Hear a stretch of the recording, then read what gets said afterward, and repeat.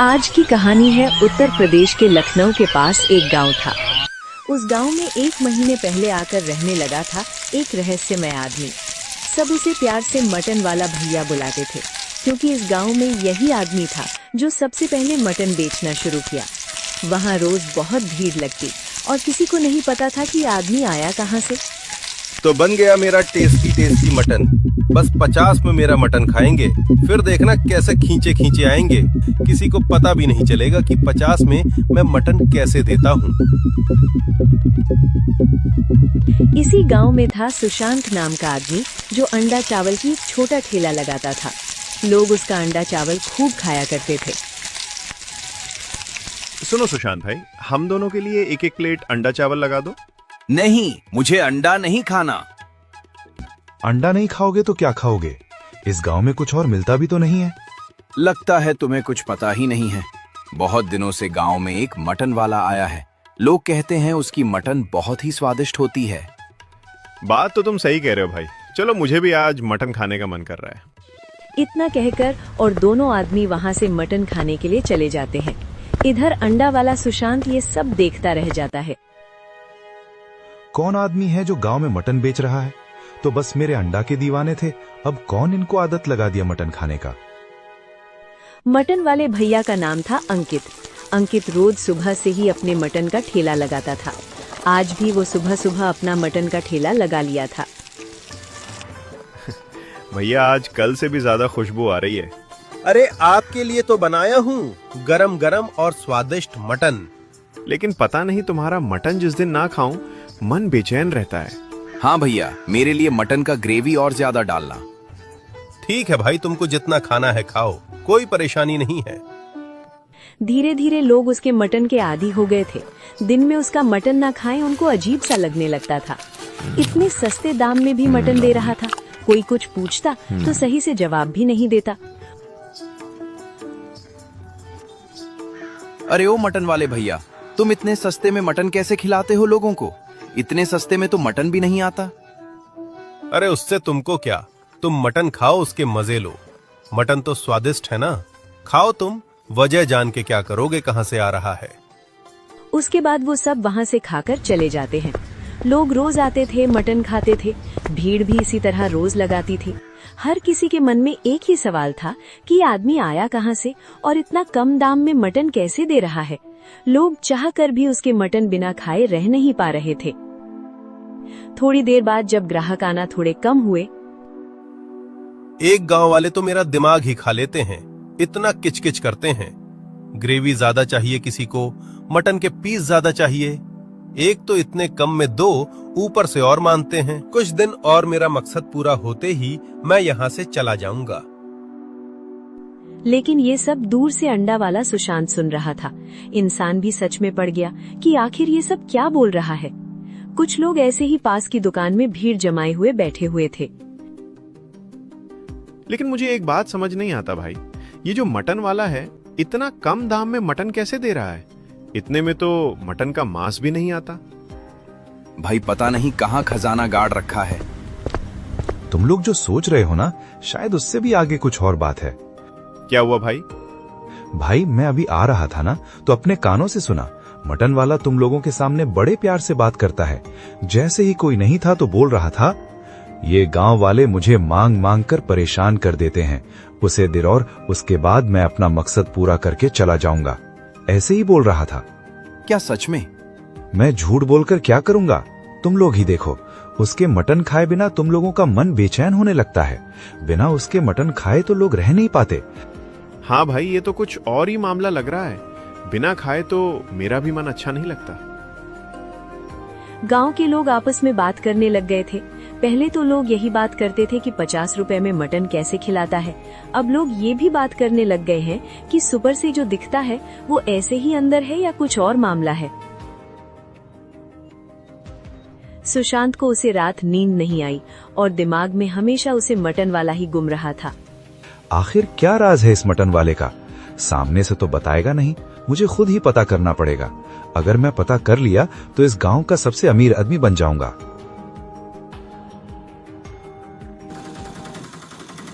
अगले ही दिन अगले ही दिन अंकित के मटन खाने के लिए गांव के लोग भीड़ लगाए हुए थे।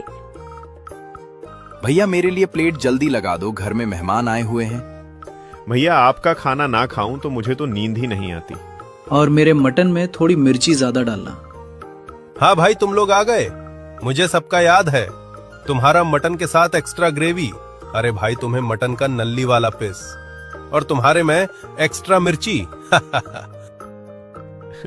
वाह भाई, तुम्हें तो सबके स्वाद पता है, को क्या खाना है, किसको कितनी मिर्ची खानी है। अरे भाई दोस्तों, तुम लोग तो मेरा परिवार हो, तुम्हारे खाने का ख्याल नहीं रखेगा तो कैसा होगा। सभी लोग मटन मांग रहे थे। अंकित मुस्कुरा के उन लोगों को मटन देने लगता है।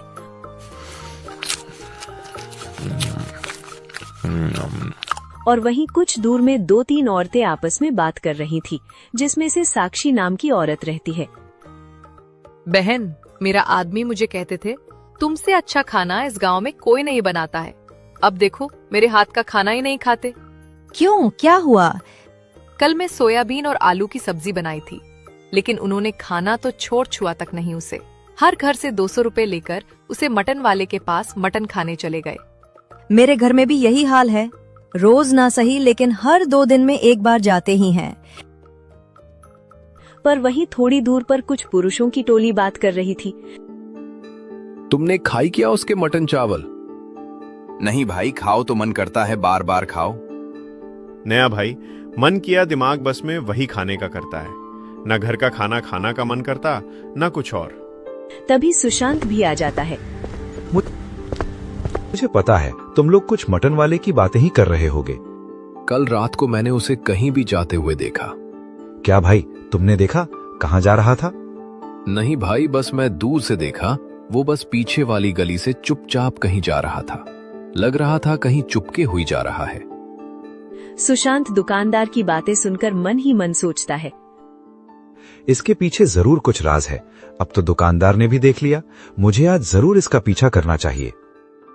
और वहीं साक्षी के मन में ये घर कर गया था कि उसके पति बार बार यहाँ के मटन क्यों खाते हैं। ये देखने के लिए वो अंकित के मटन ठेले पर जाती है। अंकित लोगों को मटन दे रहा था। लोग बड़े चाव से उसके मटन चावल खा रहे थे। कुछ देर बाद और सारे लोग वहाँ से मटन खाकर चले जाते हैं। बस सामने से थोड़ा मीठे से बोल दो, सब के सब सर पर चढ़ते हैं, जैसे उन्हें कहीं घर का मैं खाना बना रहा हूँ। लोग तो ऐसे मांगते हैं जैसे भुक्कड़ हो। तो इतने कम दाम में इनको मटन दे रहा हूँ, फिर भी लोग और मांगते हैं। साक्षी चुपचाप अपने घर की तरफ आ जाती है।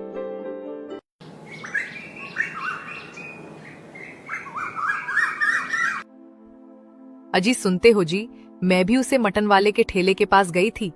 सामने से ही इतना अच्छा है, पीछे तो लोगों की बुराई करता है। क्या फिर से वही? देखा, दुकान वाला भी बोल रहा था कुछ ना कुछ तो गड़बड़ है इस मटन वाले के साथ। भाई मैं अभी उसे कल रात को करीब 2 होंगे, मैं मेरे बेटे चिंटू का तबीयत खराब हो गया था, उसकी दवाई लेने के लिए डाक के घर गया था। मैंने देखा मटन वाला उतने रात को कहीं से आ रहा था। दिखा सुबह तो उसके जवान पर शक था, अब तो उसके रातों में भी शक होने लगा। गांव के लोग सब सो चुके थे, लेकिन वहीं सुशांत तो तैयारी में था।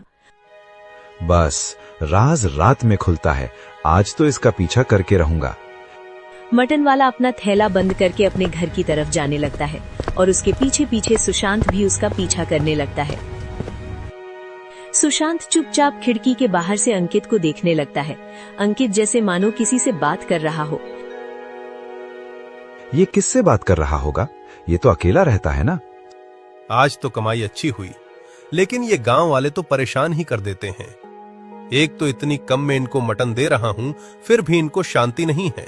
घर छोड़ो जल्दी, हमारा मकसद पूरा होने वाला है। ये सब बाहर से सुशांत सुन रहा था और वो अचंभा था कि ये किससे बात कर रही है। थोड़ी देर बाद वो एक बड़ा सा मटन काटने का सामान लेकर आता है। कल तो मुझे देर हो गया, चलो जल्दी करते हैं।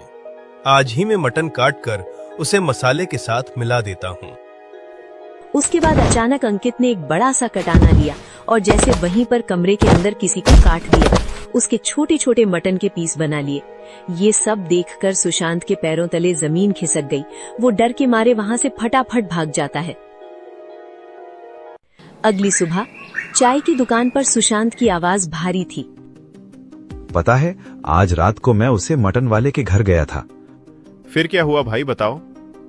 चुपचाप बात कर रहा था। किससे? पता नहीं, मगर साफ किसी को जवाब दे रहा था। सबसे हैरानी की बात क्या है बताऊं? वो अचानक से किसी से बात किया, उसके बाद एक काटना लेकर किसी को फट से काट दिया। ये सब बातें सुनकर वहां पर खड़े लोग सब चौंक जाते हैं। तो तुम्हारा कहने का मतलब ये हमें किसी जानवर या कुछ अर का मांस खिला है? लेकिन भाइयों, खाने में तो बिल्कुल मटन जैसा ही स्वाद आता है। हाँ, लेकिन मुझे नहीं पता कि वो क्या काट के उसका मांस लिया, लेकिन कुछ तो गड़बड़ है। वरना 50 रुपए में वो इतना सारा मटन कैसे खिलाता है? 50 रुपए में तो कच्चा मांस भी नहीं आता।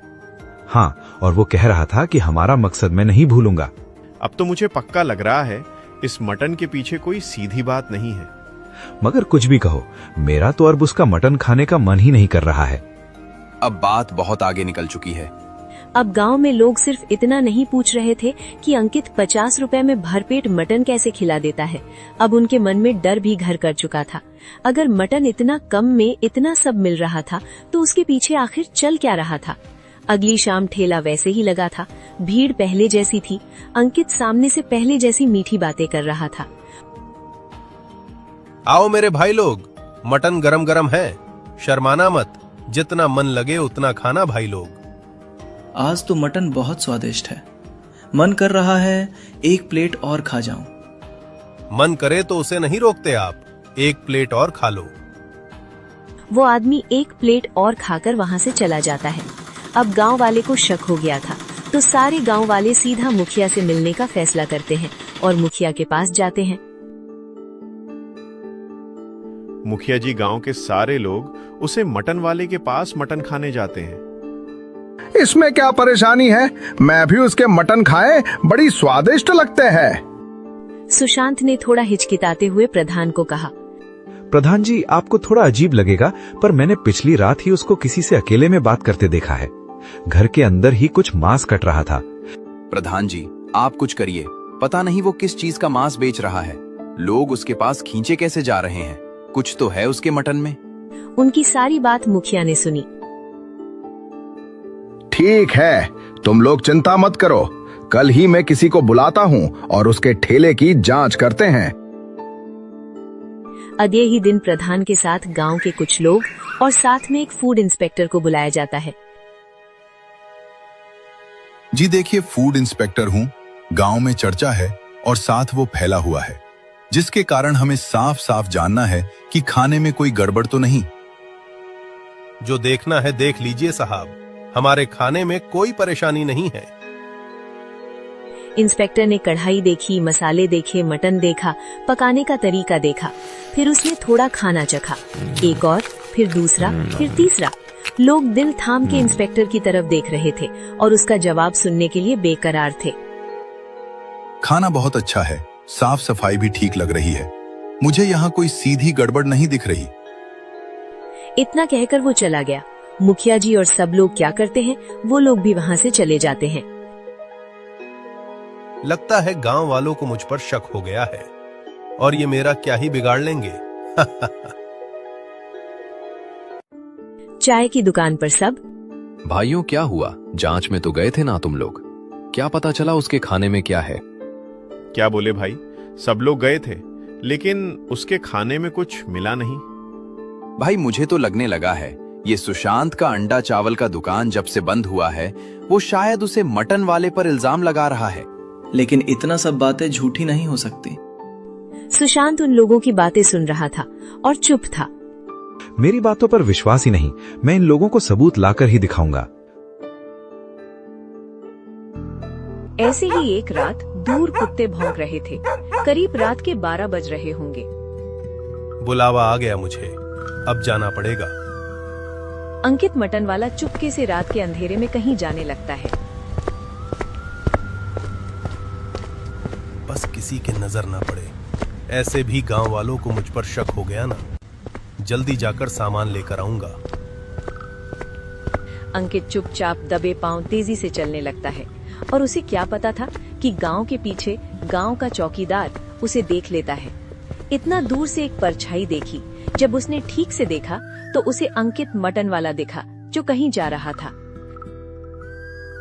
अरे ये तो वो मटन वाला है। उसका मटन पूरे गांव में छाया हुआ है। इतनी रात को ये कहाँ जा रहा है? गार्डन कुछ देर तक जाता देखता रहा। सुबह होते ही उसने ये बात गांव के एक आदमी को बता दी। आदमी ने 2 और लोगों को कहा। दोपहर तक बात फैल गई। लोग बातें करने लगे। बात फैलते फैलते सुशांत के कानों में पड़ जाती है। बात अब सर से ऊपर जा चुका है। मुझे इसका राज खोलना ही पड़ेगा। अगली रात सुशांत ने ठान लिया कि अगर मटन फिर कहीं जाएगा तो वो उसके पीछे जाएगा। रात गहरी हुई। अंकित फिर निकला। इस बार सुशांत दूर दूर से उसके पीछे चलता रहा। गांव से बाहर सूखे कुएं के पास एक आदमी खड़ा था। उसके पास एक बोरा रखा था। किसी को पता तो नहीं चला? नहीं पता चला। मैं किसी को पता चलने ही नहीं दूंगा। ना हमारा मकसद कैसे पूरा होगा। ये लो तुम्हारा सामान। आज ज्यादा डाल दिया हूँ। सामान सही से है ना इसके अंदर? हाँ हाँ, जो तुमने बोला था वही है। ठीक है, फिर मैं जा रहा हूँ। कल आऊंगा। इतना कहकर दोनों अपने अपने रास्ते चले जाते हैं। ये सब सुशांत दूर से ही देख रहा होता है। सुबह उसने चौपाल पर आकर सब बता दिया। अब तो मैंने अपनी आंखों से देख लिया। रात में गांव के बाहर किसी आदमी से बोरा लेकर आया है। और दोनों क्या बोल रहे थे? किसी को पता तो नहीं चला। मैं किसी को पता चलने ही नहीं दूंगा। और हमारा मकसद तो याद है ना? अब भी कोई कहेगा कि सब ठीक है? नहीं, अब तो बात बहुत साफ है। बोरे में क्या था ये भी देखा। बोरे के अंदर क्या था ये तो मैं साफ साफ देखा नहीं पाया, लेकिन उस बोरे से खून टपक रहा था। पर ये सबसे परे अंकित अपना मटन का ठेला लगाया हुआ था।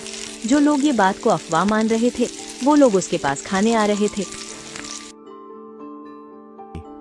भैया और थोड़ा मटन दो।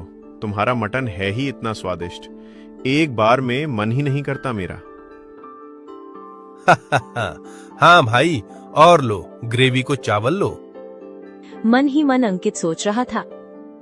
खाओ खाओ गांव वालों, अब तो कुछ दिन और ही बचे हैं। गांव वाले सुशांत की बातों पर यकीन नहीं कर रहे थे, जिसके कारण उसने रात को चौपाल में गांव के कुछ लोगों को बुलाया। आज तुम लोग मेरे साथ चलो। मैंने जो कहा उसका सबूत दूंगा। अगर तुम लोगों को यकीन ना हुआ, मैं जो तुम कहोगे वो करूंगा। गांव वालों ने सोचा कि सुशांत की आखिरी बार मान लेते हैं। गांव के सभी लोग सुशांत के साथ अंकित के घर पर जाते हैं। रात के कुछ 11-12 बजे होंगे। अंकित किसी से बात कर रहा था। कल ही अमावस है। कल हमारा मकसद पूरा हो जाएगा। उसके बाद अंकित ने एक कटाना निकाला और वहां पास खड़े एक बकरे की उसकी फट से काट दिया और उसके मांस निकाल कर रख दिया। लेकिन कुछ ही देर में बकरा फिर से जिंदा हो जाता है। ये सब देखकर गांव वाले हक्का बक्का हो जाते हैं। गांव वाले जोर जोर से चिल्लाने लगे। अंकित डर के मारे अपने घर से बाहर आ जाता है। अंकित, आपको छुपाने की जरूरत नहीं है। सबको पता चल चुका है। ये सब क्या है? ये बकरा है या असुर है? कितने दिनों से हमको किस चीज का मांस खिला रहे थे? बताओ, आखिर क्या बात है? अंकित घबराते हुए। ये साधारण बकरा नहीं है। ये मुझे मोरका पुलिया के नीचे मिला था। जिस दिन मैंने इसे काटा, अगली सुबह ये फिर जिंदा हो गया और ये बकरा मुझसे बात करने लगा। सुशांत कांपने लगा। अंकित हंसने लगा। लोग सोचते हैं मैं सस्ता मटन बेचता हूं क्योंकि मैं दयालु हूं, पर असली वजह यह है कि ये बकरा कभी खत्म नहीं होता। हर रात मैं इसका मांस काटता हूं और सुबह ये फिर जिंदा हो जाता। लेकिन ये सब करके तुम्हें क्या मिला? बकरे को क्या मिल रहा है? कल आखिरी दिन था। तुम सब लोग मेरे गुलाम बन जाते हैं। तुम सबको खा जाता, उसके बाद ये पूरा गांव मेरा हो जाता। जिसे मैं बेचकर बहुत सारे पैसे कमा लेता। आगे की जिंदगी आराम से जीता। मूर्ख आदमी, तूने सारा खेल खराब कर दिया। अब मैं तुझे नहीं छोड़ूंगा।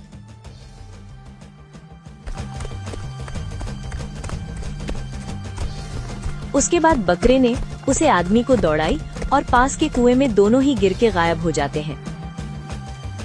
लोगों ने कुएं के अंदर झांकने की कोशिश की, लेकिन कुएं के अंदर ना ही बकरा था और ना ही अंकित। उसी दिन से कभी ना अंकित दिखाई दिया, ना ही वो बकरा। कुछ ही दिनों बाद सुशांत अपना अंडा चावल का दुकान चलने लगता है। लेकिन कहानी यहीं खत्म नहीं हुई, क्योंकि कई महीनों बाद एक दूसरे गांव में खबर फैली। एक नया आदमी आया है जो सिर्फ 50 रुपए में भरपेट मटन खिलाता है। चलो हम सब वहीं पर चलते हैं।